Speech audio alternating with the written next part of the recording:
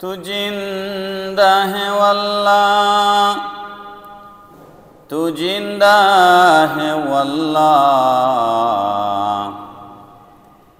मेरे चश्मे आलम से चुप जाने वाले।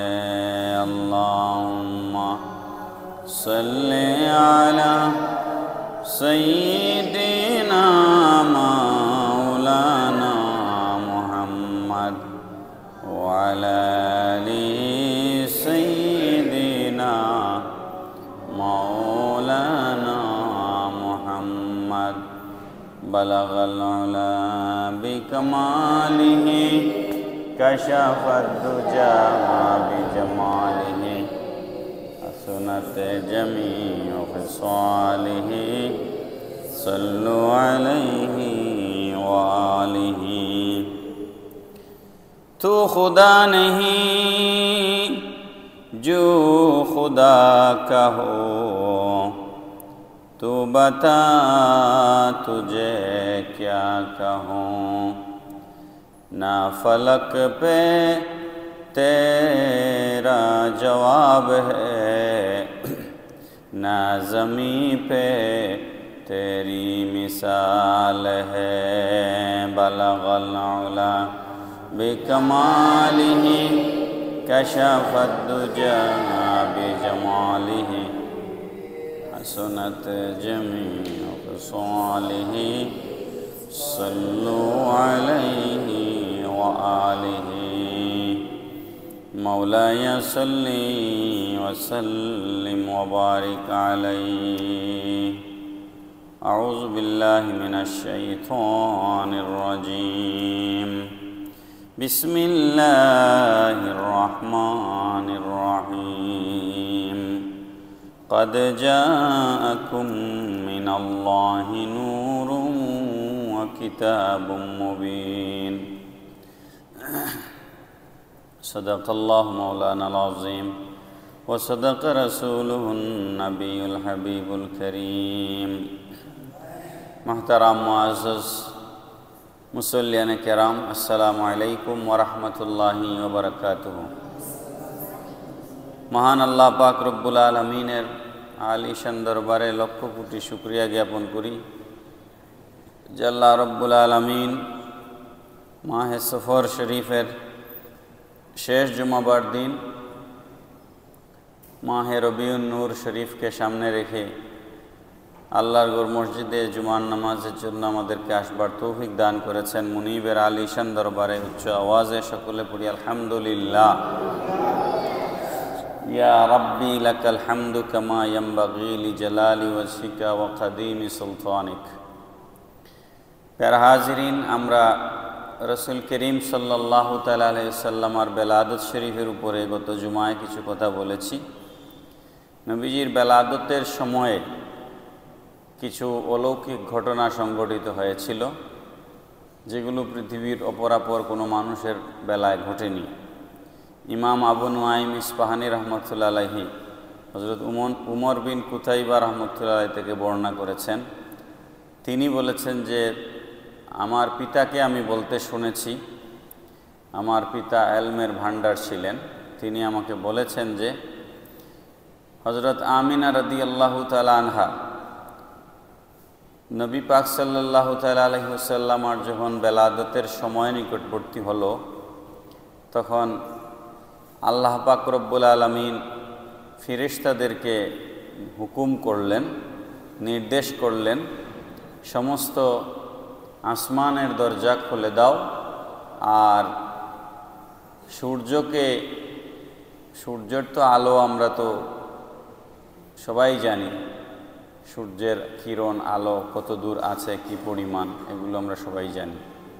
কিন্তু আল্লাহর রাসূল সাল্লাল্লাহু তাআলা ইসলামের বেলাদত শরীফের দিনে আল্লাহ পাক রব্বুল আলামিন সূর্যকে আরও বেশি আলোকিত করলেন। পড়েন সুবহানাল্লাহ। নবী পাক সাল্লাল্লাহু তাআলা আলাইহি ওয়াসাল্লামের বরকতে নবীজি যখন দুনিয়ায় তাশরিফ আনছিলেন, নবীজির বরকতে যে সমস্ত মহিলারা কোনোদিনই সন্তান হবে না, ওরকম মহিলাদেরকে আল্লাহ পাক নবীজির বরকতে ওই বৎসরে মহিলাদেরকে আল্লাহ রব্বুল আলামিন সন্তান সম্ভবা বানিয়ে দিয়েছেন। ইমাম আবু সাঈদ আব্দুল মালিক নিশাপুরি রহমতুল্লাহ আলাইহি তার কিতাব আল কবিরে উল্লেখ করেছেন, নবী পাক সাল্লাল্লাহু তাআলা আলাইহি সাল্লাম দুনিয়ায় আগমনের আগের থেকেই যখন হযরত আমিনা রাদিয়াল্লাহু তাআলা আনহা দয়াল নবীজিকে গর্ভে ধারণ করেছেন, 5 মাস কিংবা 6 মাস অতিবাহিত হয়েছে, তখন থেকে তিনি প্রতিনিয়ত স্বপ্ন দেখতেন এবং নতুন নতুন কথা শুনতেন, নতুন নতুন স্বপ্ন দেখতেন।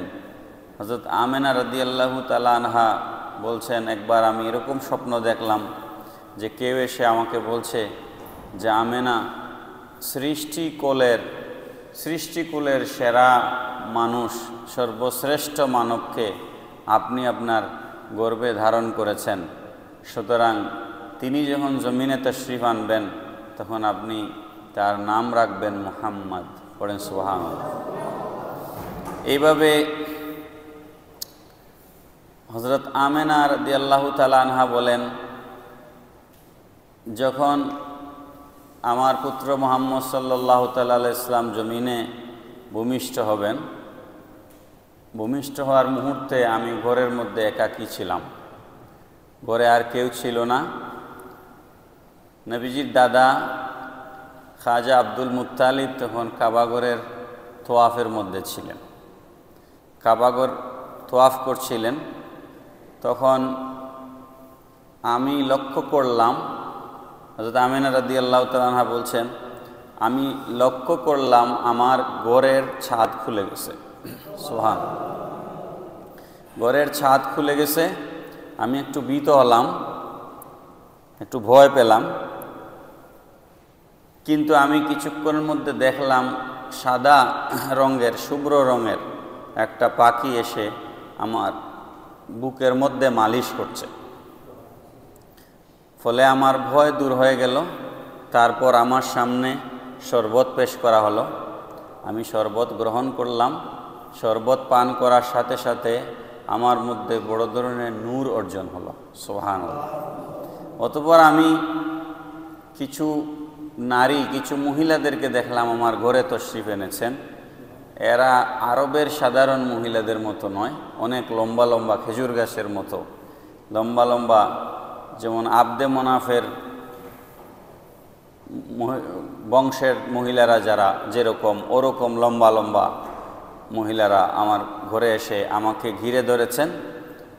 এবং আমি তাদেরকে জিজ্ঞেস করলাম যে আপনারা কারা? তখন একজন জবাব দিলেন, আমি হচ্ছি ফেরাউনের স্ত্রী আসিয়া। আরেকজন বললেন, আমি হচ্ছি হযরত ইমরান আলাইহিস সালামের কন্যা মরিয়ম। আর আরেকজন বললেন যে আমি হচ্ছি, আর আমাদের সাথে যারা আছেন, এই যে দেখতে পাচ্ছেন যাদেরকে, এরা হচ্ছেন বেহেশত থেকে আপনার খেদমতের জন্য বেহেশত থেকে এরা এসেছেন, এরা হচ্ছেন বেহেশতি হুর। পড়েন সুবহানাল্লাহ। হযরত আমিনা রাদিয়াল্লাহু তাআলা আনহা বলেন, আমি দেখলাম আমার ঘর নূরে আলোকিত হয়ে গেছে। ফাকাশাফাল্লাহু আন বাসারি ফারাআইতু মাশারিকাল আরদা ওয়া মাগারিবাহা। আল্লাহ পাক রব্বুল আলামিন আমার চোখের সামন থেকে পর্দা তুলে নিলেন, পর্দা উঠিয়ে নিলেন। ফলে আমি পৃথিবীর পূর্ব থেকে পশ্চিম প্রান্ত পর্যন্ত দেখে নিলাম। বলেন সুবহানাল্লাহ। আমার পুত্র মুহাম্মদ সাল্লাল্লাহু আলাইহি ওয়াসাল্লাম জমিনে যখন ভূমিষ্ঠ হচ্ছেন, আমার চোখের সামন থেকে পর্দা সরিয়ে নেওয়া হলো। ফারাআইতু মাশারিকাল আরদা ওয়া মাগারিবাহা। আমি পৃথিবীর পূর্ব থেকে পশ্চিম প্রান্ত দেখে নিলাম, আমার সামনে উন্মোচিত হয়ে গেল। আমি দেখলাম আল্লাহ পাক রব্বুল আলামিন ফেরেশতাদেরকে দিয়ে জমিনে তিনটা পতাকা আল্লাহ পাক রব্বুল আলামিন জমিনে প্রথিত করেছেন, উড্ডীন করেছেন। একটা হচ্ছে কাবা শরীফের ছাদে, আরেকটা পৃথিবীর পূর্ব প্রান্তে, আরেকটা পৃথিবীর পশ্চিম প্রান্তে। পড়েন সুবহানাল্লাহ। এখান থেকে কি প্রমাণ হচ্ছে? নবীজির আগমনকে স্বাগত জানানোর জন্য পতাকা টানানো এটা ফেরেশতাদের সুন্নত। নবীজির আগমনকে স্বাগত জানিয়ে আল্লাহ পাক রব্বুল আলামিন ফেরেশতাদেরকে দিয়ে পতাকা টানিয়েছেন। একটা ফ্ল্যাগ কাবাঘরের ছাদের মধ্যে, আর দুইটা ফ্ল্যাগ, একটা ফ্ল্যাগ কাবাঘরের ছাদে আর দুইটা পতাকা পৃথিবীর দুই প্রান্তে। নবীর আগমনকে স্বাগত জানানোর জন্য আল্লাহ রব্বুল আলামিনের পক্ষ থেকে এই ইন্তজাম হচ্ছে। হযরত আমেনা বলতেছেন, প্রিয় নবী সাল্লাল্লাহু তাআলা আলাইহি ওয়াসাল্লাম যখন জমিনে তশরিফ এনেছেন, আমি গত জুমা আপনাদেরকে বলেছিলাম যে প্রথমেই রাসূল সাল্লাল্লাহু আলাইহি ওয়াসাল্লাম জমিনে তশরিফ এনে সেজদায় পড়েছেন, আর শাহাদাত আঙ্গুল মুবারক আকাশের দিকে উত্তোলন করে আশহাদু আল্লা ইলাহা ইল্লাল্লাহ ওয়া ইন্নী রাসূলুল্লাহ তেলাওয়াত করেছেন। পড়েন সুবহানাল্লাহ। আমিনা রাদিয়াল্লাহু তাআলা আনহা বলছেন, আমি এরপর দেখলাম একটা মেঘের খণ্ড এসে আমাকে আর আমার পুত্রকে আড়াল করে ফেলল। তিনি আমার থেকে অদৃশ্য হয়ে গেলেন। তিনি যখন আমার থেকে অদৃশ্য হয়ে গেলেন, তখন গায়েবী আওয়াজ আসলো আমার কানের মধ্যে, এই শিশুকে পৃথিবীর পূর্ব পশ্চিম গোটা পৃথিবীকে এই শিশুকে তওয়াফ করায় নিয়ে আসো। তারপর সমুদ্রের মাঝেও এই শিশুকে নিয়ে যাও, যাতে করে সমুদ্রের বাসিন্দারাও তার পরিচয় জেনে যায়। মানে সুবহানাল্লাহ। তারপর তিনি বলছেন,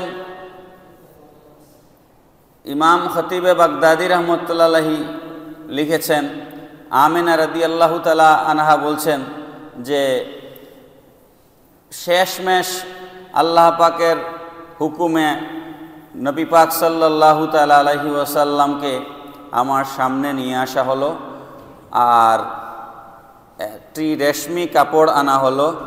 সেই রেশমি কাপড় তাকে পরিধান করানো হলো, এবং ফেরেশতা ঘোষণাকারী একজন বলছেন যে তার মধ্যে আদম আলাইহিস সালামার চরিত্র, শীশ আলাইহিস সালামার মারেফত, নূহ আলাইহিস সালামার বীরত্ব, ইব্রাহিম আলাইহিস সালামার বন্ধুত্ব, ইসমাইল আলাইহিস সালামার জবান, ইসহাক আলাইহিস সালামার সন্তুষ্টি, সালেহ আলাইহিস সালামার ফাসাহাত, লূত আলাইহিস সালামার প্রজ্ঞা, ইয়াকুব আলাইহিস সালামার সুসংবাদ, মূসা আলাইহিস সালামার সিদ্দত, আইয়ুব আলাইহিস সালামার ধৈর্য, ইউনুস আলাইহিস সালামার আনুগত্য, ইউশা বিন নুন আলাইহিস সালামার জিহাদ, দাউদ আলাইহিস সালামার কণ্ঠের আওয়াজ, হযরত দানিয়াল আলাইহিস সালামার মুহব্বত, ইলিয়াস আলাইহিস সালামার সম্মান, ইয়াহইয়া আলাইহিস সালামার ইসমত, ঈসা আলাইহিস সালামার দুনিয়াবিমুখতা, এবং সমস্ত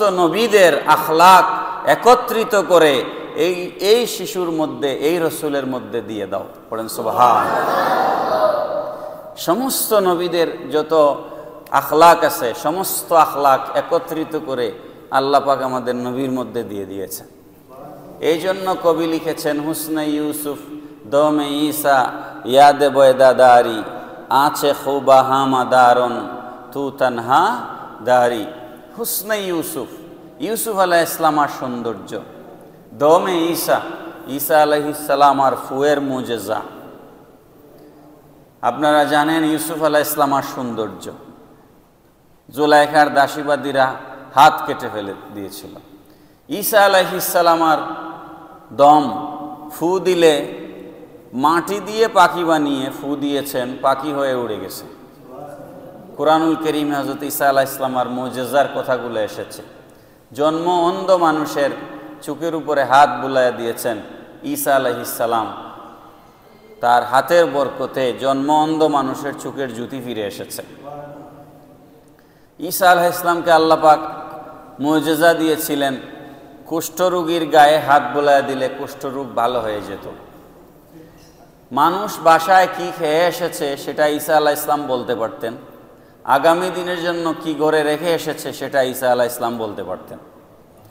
কবি বলতেছেন হুসনে ইউসুফ, ইউসুফ আলাইহিস সালামের সৌন্দর্য, দমে ঈসা, ঈসা আলাইহিস সালামের ফুয়ের মুজিজা, ইয়াদে বায়দাদারি, আর দাউদ আলাইহিস সালামের হাতের মধ্যে আল্লাহ পাক যে শক্তি দিয়েছিলেন। দাউদ আলাইহিস সালামের জমানায় দা, খন্তি, কুড়াল এগুলোর বেশি ছিল, প্রচলন ছিল, এই শিল্প বিকাশ ঘটেছিল। আল্লাহ পাক রব্বুল আলামিন দাউদ আলাইহিস সালামের হাতের মধ্যে মুজিজা দিয়েছিলেন। ওরা লোহাকে আগুনের ভিতরে ঢুকায়া গরম করে তারপরে পিটায়া চেপটা করে দা, খন্তি, কুড়াল বানায়। আর দাউদ আলাইহিস সালামকে আল্লাহ পাক হাতের মধ্যে এমন মুজিজা দিয়েছিলেন, কাঁচা লোহা হাতের মুষ্টির ভিতরে নিয়ে টিপ দিলে গলে যেত। পড়েন সুবহানাল্লাহ।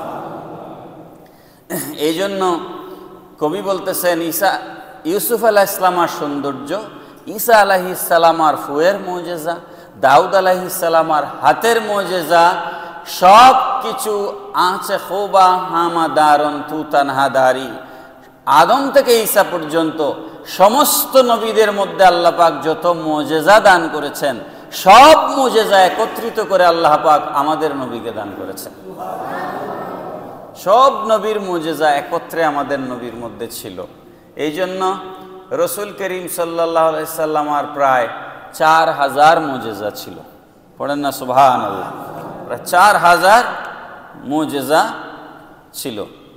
এরপর আমিনা রাদিয়াল্লাহু তাআলা আনহা বলছেন, আমি দেখলাম সাদা এবং সবুজ রঙের রেশমি কাপড় বিছানো হলো, সেখানে আমার পুত্রকে মুহাম্মদ সাল্লাল্লাহু আলাইহি সাল্লামকে সেখানে রাখা হলো। তারপর তিনজন মানুষ আসলেন, ফেরেশতা মূলত তারা, মানুষের সুরত ধরে তিনজন আসলেন। একজনের হাতের মধ্যে রূপার পানির পাত্র, আরেকজনের হাতের মধ্যে সবুজ জমরদ দিয়ে তৈরি করা থালা, আর আরেকজনের হাতের মধ্যে সাদা রেশম। এই তিনজন একত্রিত করে আসলেন। ওই রেশমের ভিতর থেকে একটা আংটি বের করলেন, বের করে 2 কাঁধের মাঝখানে নবুয়তের মোহর মেরে দিলেন। পড়েন সুবহানাল্লাহ। এটাকে বলা হয় মোহরে নবুয়ত। আল্লাহর হাবিব সাল্লাল্লাহু আলাইহি ওয়াসাল্লাম আর 2 কাঁধের মাঝখানে, পিঠের মধ্যে 2 কাঁধের মাঝখানে কবুতরের ডিমের মতো গোলাকৃতির এখানে একটা সিলমোহর ছিল, যেটাকে বলা হয় মোহরে নবুয়ত। এই মোহরে নবুয়ত লাগিয়ে দেওয়া হলো নবীজির জন্মের সাথে সাথেই। হযরত আমিনা রাদিয়াল্লাহু তাআলা আনহা বলছেন, ফালাম্মা ফাসালা মিন্নি খারাজা মাহু নূর। যেই মুহূর্তে আমার পুত্র মুহাম্মদ সাল্লাল্লাহু তাআলা আলাইহি সাল্লাম আমার থেকে পৃথক হলেন, অর্থাৎ আমার থেকে পৃথক হলেন মানে ভূমিষ্ঠ হলেন, জমিনে যেই মুহূর্তে তিনি ভূমিষ্ঠ হলেন, খারাজা মাহু নূরুন, তার ভূমিষ্ঠ হওয়ার সাথে সাথে এমন একটা নূর, এমন একটা আলো বিচ্ছুরণ ঘটল, লাহু মা বাইনাল মাশরিকি ইলাল আদা আলাহু মা বাইনাল মাশরিকি ওয়াল মাগরিবি, তার নূরের আলোতে পৃথিবীর পূর্ব থেকে পশ্চিম আলোকিত হয়ে গেল। হযরত উসমান বিন আবুল আস রাদিয়াল্লাহু তাআলা আনহু, তিনি তার মা হচ্ছে হযরত উম্মে উসমান সাকাফিয়া ফাতিমা বিনতে আব্দুল্লাহ রাদিয়াল্লাহু তাআলা আনহা। তিনি বলতেছেন, উসমান বিন আবুল আস তিনি সাহাবী, তিনি বলতেছেন, আমি আমার মায়ের কাছ থেকে শুনেছি, যখন মুহাম্মদ সাল্লাল্লাহু তাআলা আলাইহি ওয়াসাল্লাম ভূমিষ্ঠ হয়েছেন, তখন আমার মা হযরত আমিনা রাদিয়াল্লাহু আনহার ঘরে গিয়েছেন। তো আমার মা বলেছেন, হাদারাত উলাদাতা রাসূলিল্লাহি সাল্লাল্লাহু আলাইহি ওয়াসাল্লাম, হাদারতু উলাদাতা রাসূলিল্লাহি সাল্লাল্লাহু আলাইহি ওয়াসাল্লাম ফারাআইতুল বাইতা হিনা উদিয়া কাদিম তালা নূরান ওয়া রাআইতুন নুজুমা তাদনু হাত্তা জানানতু আন্নাহা সাতাকাউ আলাইয়া। উসমান বিন আবুল আস রাদিয়াল্লাহু আনহুর মা বলছেন, রসুলে পাক সাল্লাল্লাহু তাআলা ইসলামার যখন আগমন ঘটল, তিনি যখন পৃথিবীতে আগমন হলেন, তখন আমি আমেনা রাদিয়াল্লাহু আনহার ঘরে গিয়ে উপস্থিত হলাম। আমি দেখলাম ফারাআইতুল বাইতা হিনা উদিয়া কাদিম তালাআ নূরান, আমেনার পুরা ঘর নূরে নূরান্বিত হয়ে গেছে। ওয়ারাআইতুন নুজুমা তাদনু হাত্তা জানান্তু আন্নাহা সাতাকাউ আলাইয়া, আমি দেখলাম আসমান থেকে তারকাগুলা জমিনের দিকে চলে আসতেছে। এমনভাবে আকাশ থেকে তারকাগুলা মনে হচ্ছিল জমিনের দিকে আসতেছে। জানান্তু আন্নাহা সাতাকাউ আলাইয়া, আমার মনে হচ্ছিল আসমানের কোনো তারকা খসে ছোটে আমার গায়ে এসে পড়ে যাচ্ছে। বড় করে বলেন না সুবহানাল্লাহ।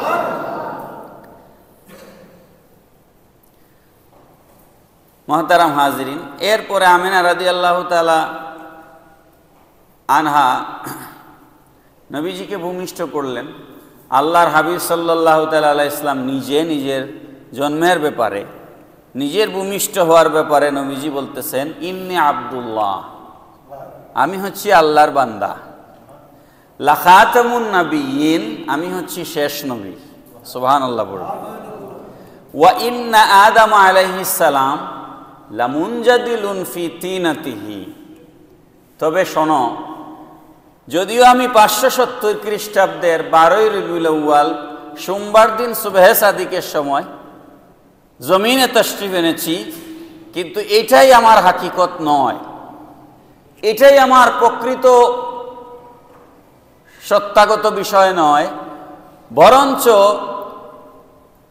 ওয়া ইন্না আদম আলাইহিস সালাম লামুনজাদিলুন ফি তিনাতিহি ইন্নী আব্দুল্লাহি লাখাতামুন নাবিয়্যিন।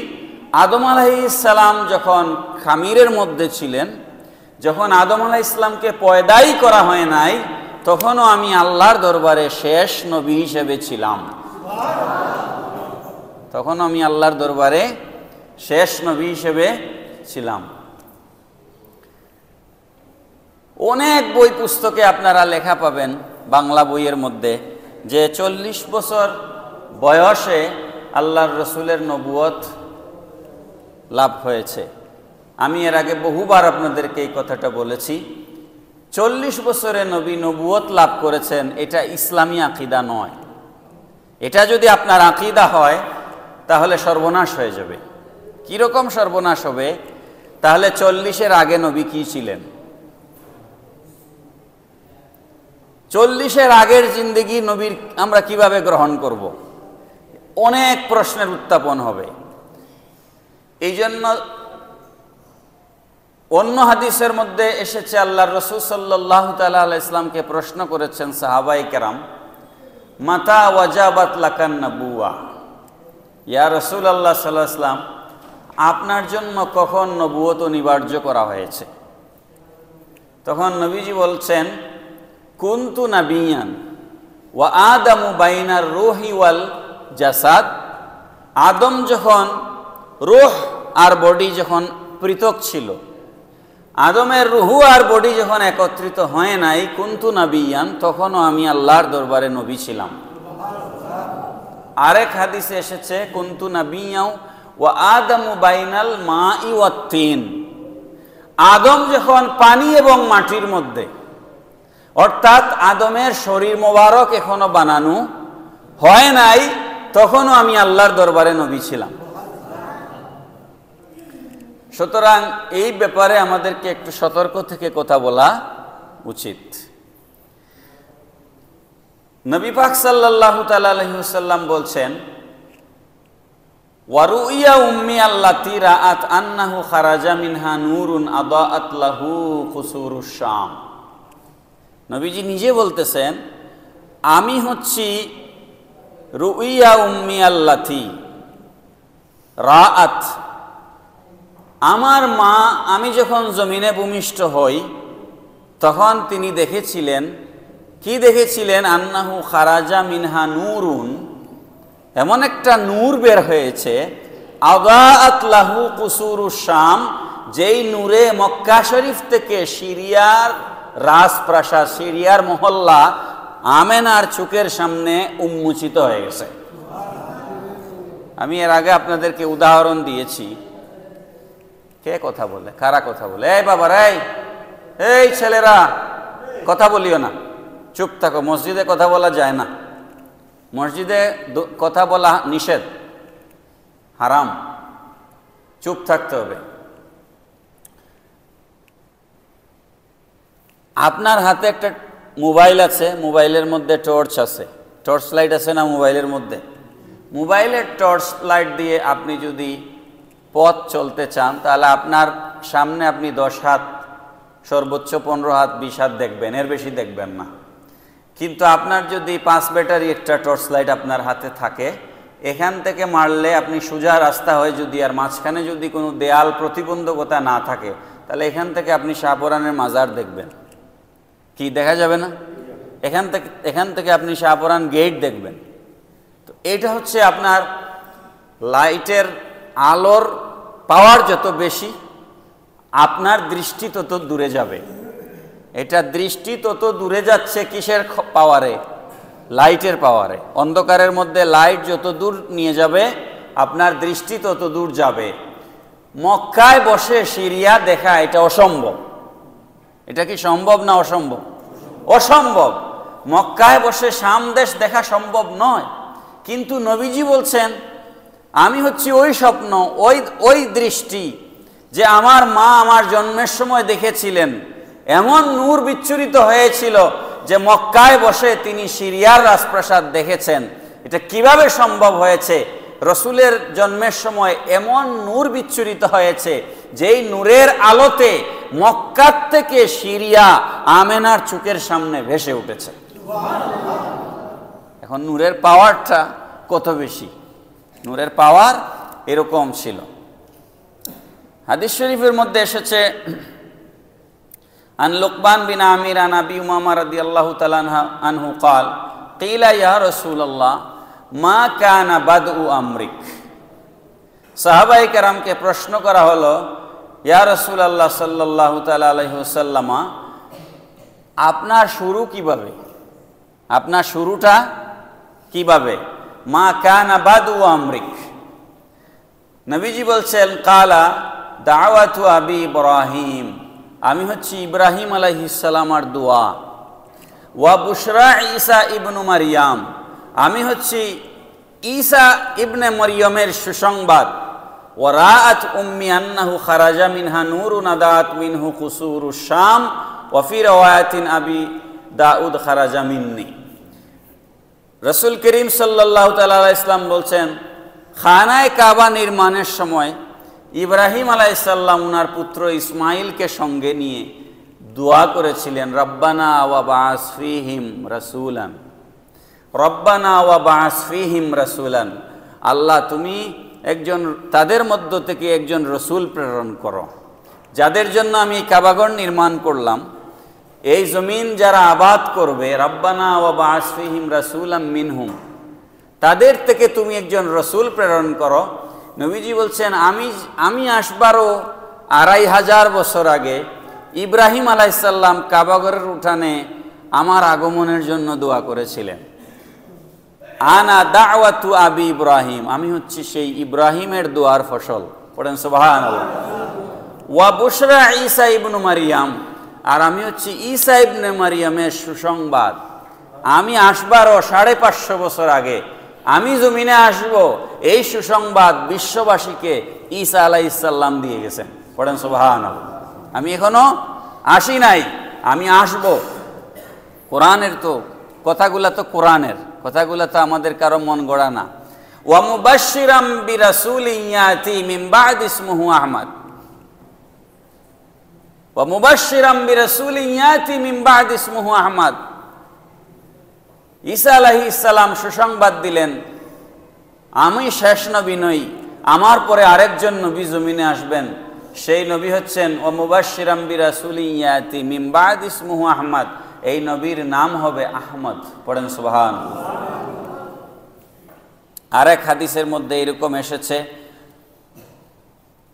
নবী পাক সাল্লাল্লাহু আলাইহি ওয়াসাল্লামকে আসহাবে রাসূল সাল্লাল্লাহু আলাইহি ওয়াসাল্লাম জিজ্ঞেস করেছেন, আন্নাহুম কালু ইয়া রাসূলুল্লাহ আখবিরনা আন নাফসিক, আপনার নিজের সম্পর্কে আমাদেরকে বলুন।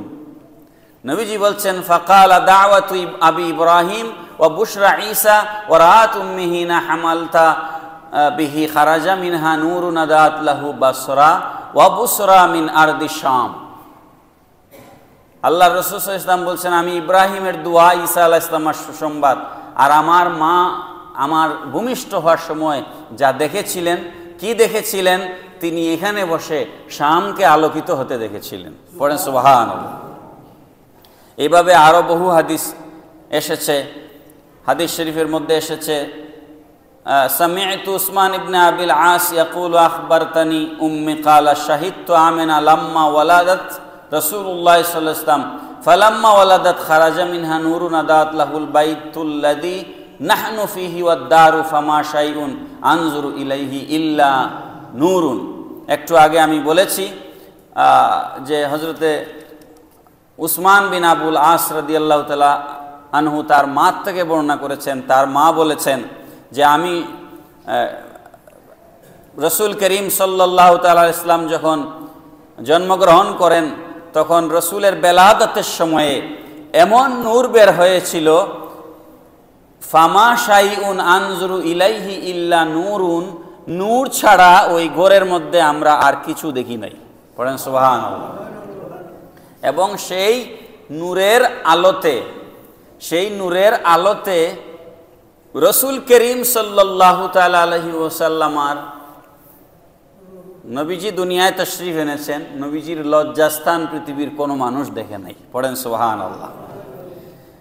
অন্য হাদিস শরীফের মধ্যে এসেছে, আমিনা রাদিয়াল্লাহু তাআলা আনহা বলছেন, লাকাদ রাআইতু লাইলাতা ওয়াদাতুহু নূরান আদাত লাহু কুসুরুশ শাম হাত্তা রাআইতাহা। একই কথা। আরেক হাদিসে এসেছে, রাআইতু কাআন্নাহু খারাজা মিন ফারজি শিহাবুন, আমি দেখলাম যে একটা শিহাব, একটা তারকা জমিনে নেমে এসেছে। আদাআত লাহুল আরদু হাত্তা রাআইতু কুসুরাশ শাম, সেটা পৃথিবীকে এমনভাবে আলোকিত করেছে যে আমি শামের মহল পর্যন্ত দেখেছি। সুবহানাল্লাহ। এইভাবে আরও অনেকগুলো হাদিস এসেছে। নবীজির চাচা ছিলেন হযরত আব্বাস ইবনে আব্দুল মুত্তালিব। আব্বাস ইবনে আব্দুল মুত্তালিব তখন তো তিনি মুসলমান না, কারণ রসুল মাত্র জমিনে ভূমিষ্ঠ হচ্ছেন। রসুল ভূমিষ্ঠ হওয়ার সময় আব্বাস বিন আব্দুল মুত্তালিব একটা কবিতা লিখেছিলেন। রসুল ভূমিষ্ঠ হয়েছেন, বাই নাই, বাইয়ের বউয়ের ঘরে একটা সন্তান জন্ম হয়েছে, ছেলে সন্তান। আরবের জন্য এটা বিশাল ব্যাপার ছিল। আরবে আপনারা জানেন, এর আগেও আমি বহুবার বলেছি, আরবে মেয়ে সন্তানদেরকে জীবন্ত কবর দেওয়া হয়েছে। তো এখানে একটা পুত্র সন্তান জন্ম হয়েছে, তাও আবার এতিম, ভাই নাই। তিনি আনন্দে একটা কবিতা লিখেছিলেন, আব্বাস বিন আব্দুল মুত্তালিব। সেই কবিতাটার মধ্যে তিনি কি লিখেছিলেন? ওয়া আনতা লাম্মা উলিদতা আশরাকাতিল আরদু ওয়া দাআত বিনুরিকাল উফুকু। সুবহানাল্লাহ বলেন। দেখেন, তিনি তখন ইসলামের কিছুই তিনি জানেন না, কিন্তু তিনি কি লিখেছেন? ওয়া আনতা লাম্মা উলিদতা আশরাকাতিল আরদু ওয়া দাআত বিনুরিকাল উফুকু ওয়া আনতা মানে আপনি মানে রসুল। লাম্মা উলিদতা, আপনি যখন জন্মগ্রহণ করেছেন, ইয়া রাসূলুল্লাহ, আশরাকাতিল আরদু, গোটা জমিন আলোকিত হয়ে গেছে। ওয়া দাআত বিনুরিকাল উফুকু, শুধু জমিন নয়, আপনার নূরের বিচ্ছুরণে আসমানও আলোকিত হয়ে গেছে। ফানাহনু মিন যালিকান নূরু ফিদ দিয়াই, সুতরাং এখন আমাদের দায়িত্ব হলো, তিনি বলতেছেন এখন আমাদের দায়িত্ব হলো, ফানাহনু মিন যালিকান নূরি ফিদ দিয়াই ওয়া সুবুলির রাশাদি নাখতারিকু, এখন আমাদের দায়িত্ব হলো আপনার নূরের দেখানো পথে, হেদায়েতের পথে আমাদের পরিচালিত হওয়া। এটা আব্বাস বিন আব্দুল মুত্তালিব এই কবিতা রসুলের জন্মের সময় পাঠ করে লিখেছেন। আল্লাহ পাক রব্বুল আলামিন কোরআনুল কারীমের মধ্যে একই কথা বলেছেন। যেই কথা আব্বাস বিন আব্দুল মুত্তালিব কবিতার মধ্যে লিখেছেন, একই কথা আল্লাহ পাক রব্বুল আলামিন কোরআন শরীফের মধ্যে বলেছেন। আমি কোরআনের যে আয়াত আজকে শুরুতে আপনাদের সামনে তেলাওয়াত করেছিলাম, আল্লাহ পাক বলছেন, কাদ জাআকুম মিনাল্লাহি নূরুন ওয়া কিতাবুম মুবিন, নিশ্চয় তোমাদের কাছে আল্লাহর পক্ষ থেকে এক মহান নূর আর এক সুস্পষ্ট কিতাব এসেছে। পড়েন সুবহানাল্লাহ। এই মহান নূর মানে মুহাম্মদুর রাসূলুল্লাহ সাল্লাল্লাহু আলাইহি সাল্লাম, আর কিতাব মানে কোরআনুল কারীম। কেন আল্লাহ এই নূর আর এই কিতাবকে কেন পাঠিয়েছেন? ইয়াহদি বিহিল্লাহু মানিত্তাবা রিদওয়ানাহু, যারা আল্লাহর সন্তুষ্টি চায়, যারা আল্লাহর দিকে আসতে চায়, আল্লাহ পাক রব্বুল আলামিন এই নবীর নূর দিয়ে আর এই কোরআন দিয়ে আল্লাহ পাক তাদেরকে হেদায়েতের পথে নিয়ে আসবেন। পড়েন সুবহানাল্লাহ। সুবুলাস সালাম, আর এটা হচ্ছে শান্তির পথ। এটা কিসের পথ? শান্তির পথ। ওয়া ইউখরিজুহুম মিনাজ যুলুমাতি ইলান নূর, আর আল্লাহ পাক রব্বুল আলামিন নবীর নূরের বদৌলতে, কোরআনের হেদায়েতের আলো দিয়ে আল্লাহ পাক জুলমত অন্ধকারাচ্ছন্ন মানুষকে আলোর দিকে নিয়ে আসবেন বিইজনিহি, আল্লাহর হুকুমে। ওয়া ইয়াহদিহিম ইলা সিরাতিম মুস্তাকিম, আর যারা রসুলকে মানবে, আর যারা কোরআনুল কারীমের উপরে নিজের জীবনকে পরিচালিত করবে, আল্লাহ পাক ওয়া ইয়াহদিহিম ইলা সিরাতিম মুস্তাকিম, আল্লাহ পাক তাদেরকে সিরাতে মুস্তাকিম, সোজা পথ, সহজ সরল পথের উপরে আল্লাহ পাক তাদেরকে হেদায়েতের উপরে রাখবেন। পড়েন সুবহানাল্লাহ। আল্লাহ তাদেরকে হেদায়েতের পথ দেখাবেন। মুহতারাম হাজিরিন, তো আজকে আর বেশি দূর আলোচনায় যাব না। রাসূল করিম সাল্লাল্লাহু তাআলা আলাইহি ওয়াসাল্লামের বেলাদতের সময় এই সিরিয়ার কথা বা শামের কথা বারবার কেন বলা হচ্ছে, এটার ব্যাখ্যায় উলামায়ে কেরামগণ লিখেছেন। এক হাদিসে এসেছে, আমেনা রাদিয়াল্লাহু তাআলা আনহা বলছেন, যখন আমার পুত্র মুহাম্মদ সাল্লাল্লাহু আলাইহি ওয়াসাল্লাম ভূমিষ্ঠ হয়, এমন নূর বের হয়েছে যেই নূর দিয়ে আমি এখান থেকে শামের রাজপ্রাসাদ দেখেছি, এবং নবীজির আগমনের সময় কিছু অলৌকিক ঘটনা ঘটেছিল। এর মধ্যে একটা ঘটনা হচ্ছে, শামের যে রাজপ্রাসাদ ছিল ওখানে 14টা মূর্তি ভেঙে পড়েছিল। আর ওরা যে পারস্যের মুশরিক যারা ছিল, যারা আগুনের পূজা করত, ওই মুশরিকদের এটাকে আমাদের দেশে এই জায়গাটার নাম এক্সাক্ট আমার মনে নাই, ঢাকায় আমি একবার দেখেছিলাম, শিকা চিরন্তন, আগুন জ্বালিয়ে রাখা হয়েছে। শিকা চিরন্তন 24 ঘন্টা আগুন জ্বলছে। এই আগুন জ্বালিয়ে রাখা এটা ইসলাম সমর্থন করে না।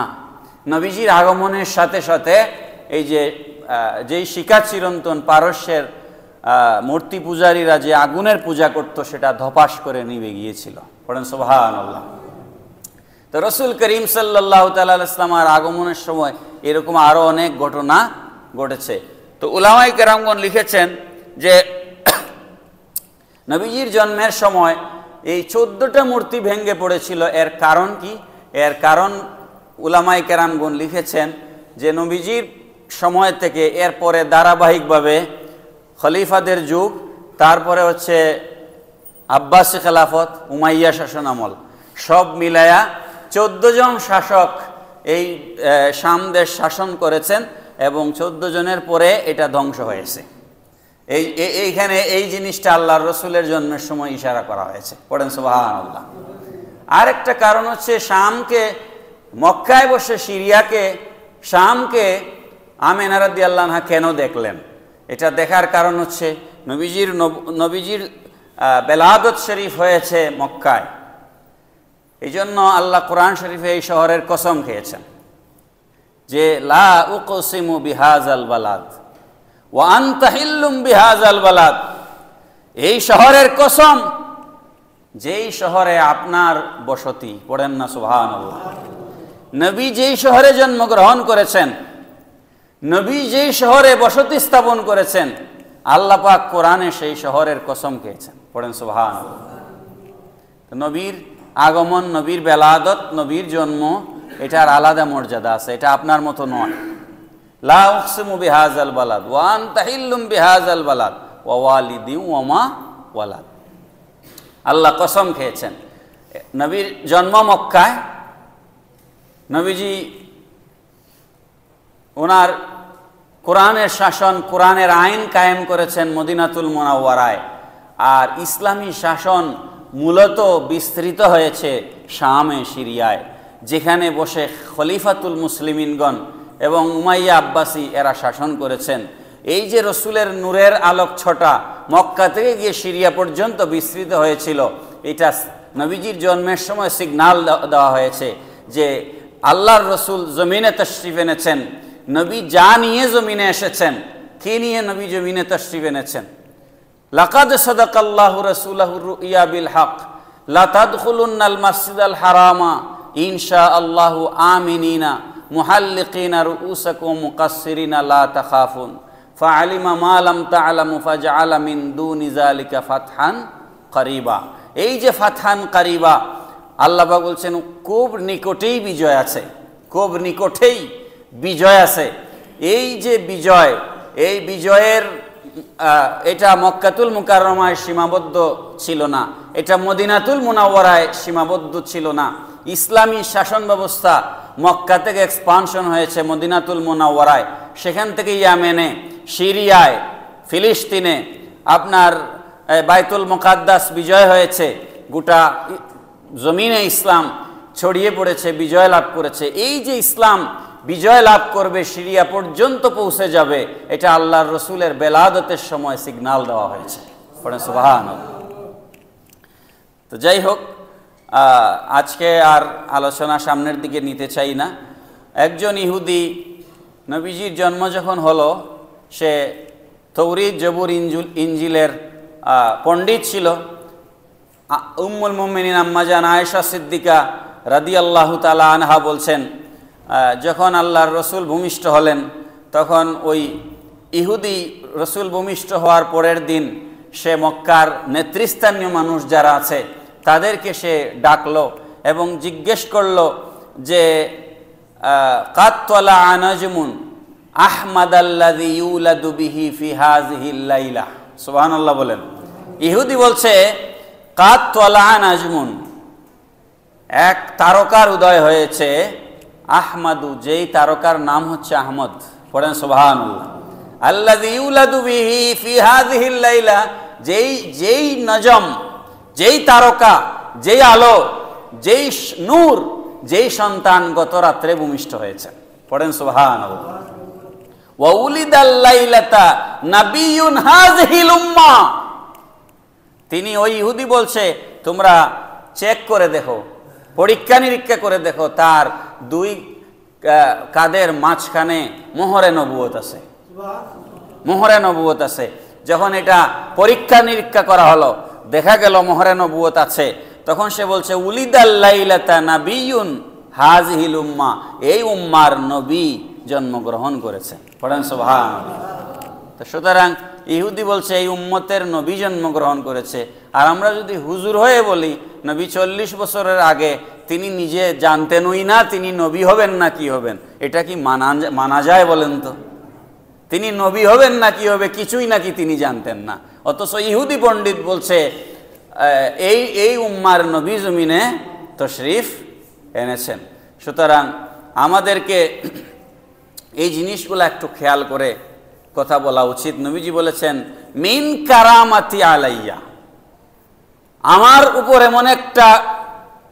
এমন একটা সম্মান আল্লাহ পাক দান করেছেন।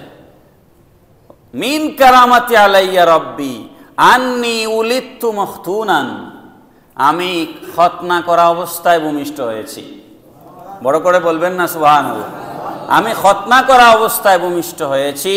ওয়ালাম ইয়ারা আহাদুন সাওআতি, আমার লজ্জাস্থান জমিনের কেউ দেখে নাই। এগুলো আল্লাহর হাবিব সাল্লাল্লাহু তাআলা আলাইহি ওয়াসাল্লামার বিশেষ মর্যাদা। অন্য রাওয়ায়াতে এসেছে, হযরত ইবনে উমর, আব্দুল্লাহ ইবনে উমর রাদিয়াল্লাহু তাআলা আনহু থেকে হাদিস হয়েছে, বর্ণিত হয়েছে, তিনি বলেছেন উলিদা রাসূলুল্লাহ সাল্লাল্লাহু আলাইহি ওয়াসাল্লামা মাসরুরান মাখতুনান, আল্লাহর হাবিব সাল্লাল্লাহু তাআলা আলাইহি ওয়াসাল্লামা ঢাকনা দেওয়া অবস্থায়, খতনা করা অবস্থায় জমিনে তশরিফ এনেছেন। পড়েন সুবহানাল্লাহ। এইভাবে আরও অনেক হাদিস এসেছে। এই জন্য রসুল সাল্লাল্লাহু তাআলা আলাইহি ইসলামার জন্মের ব্যাপারে নবীর সাহাবী হযরত হাসান বিন সাবিত রাদিয়াল্লাহু তাআলা আনহু লিখেছেন, নবীর জন্মের ব্যাপারে তিনি এভাবে একটা কনক্লুডিং কথা লিখেছেন, ইন্নাকা উলিদতা মুবাররাআন মিন কুল্লি আইবিন। ইয়া রাসূলুল্লাহ, নিশ্চয় আপনি সমস্ত ত্রুটি থেকে মুক্ত হয়ে ভূমিষ্ঠ হয়েছেন। কাআন্নাকা কাদ খুলিকতা কামা তাশাউ, আপনাকে এত সুন্দর করে আল্লাহ পাক সৃষ্টি করেছেন, আপনার আকৃতি, আপনার নকশা, আপনার অবয়ব, কাআন্নাকা খুলিকতা কামা তাশাউ, মনে হয় যেন আপনি যেমন চেয়েছেন আল্লাহ পাক তেমন করেই সৃষ্টি করেছেন। মানে আপনার পছন্দ অনুযায়ী আল্লাহ পাক আপনাকে সৃষ্টি করেছেন, আপনার ইচ্ছা অনুযায়ী। ওয়া দাম্মাল ইলাহু ইসমাহু ইলা ইসমিহি ক্বালা ফিল খামসিল মুয়াজ্জিনি আশহাদু। এটা একজন সাহাবীর কথা, একজন সাহাবীর কথা আপনাদেরকে শোনানো হচ্ছে। এবং আল্লাহ পাক রব্বুল আলামিন আল্লাহর নামকে ভেঙ্গে আপনার নাম মোবারক রেখেছেন। ওয়া দাম্মাল ইলাহু ইসমাহু ইলা ইসমিহি ইজা ক্বালা ফিল খামসিল মুয়াজ্জিনি আশহাদু। তার প্রমাণ হচ্ছে মুয়াজ্জিন আজানের ভিতরে 5 বার দিনে আজানের ভিতরে আল্লাহর নামের সাথে আপনার নাম উচ্চারণ করে। কি আজানে নবীর নাম আছে না নাই? বলেন না, আছে না নাই? ওয়া শাক্কা লাহু মিন ইসমিহি লিইউজিল্লা ফাজুল আরশি মাহমুদুন ওয়া হাযা মুহাম্মাদুন। আল্লাহ পাক রব্বুল আলামিন আল্লাহ এমন মহব্বত করে তার নামকে ভেঙ্গে আপনার নাম মোবারক রেখেছেন। ফাজুল আরশি মাহমুদুন, আরশের মালিকের নাম হচ্ছে মাহমুদ আর আপনার নাম হচ্ছে মুহাম্মদ। আরশের মালিকের নাম কি? মাহমুদ, আর আপনার নাম কি? মুহাম্মদ। এগুলোর ব্যাখ্যা দিতে গেলে আরো এক জুম্মার দরকার, আমি পরে বাকি আলোচনা করব ইনশাআল্লাহ। তো আজানের ভিতরে প্রতিদিন 5 বার করে আমরা আশহাদু আন্না মুহাম্মাদার রাসূলুল্লাহ বলি কি বলি না? অনেক মানুষ আছেন আমাদের দেশে যারা বলে দুরুদে ইব্রাহিম ছাড়া আর কোনো দুরূদ শরীফ নবীর উপরে পড়া যাবে না। এরকম বহু বক্তব্য আমাদের সমাজে আছে।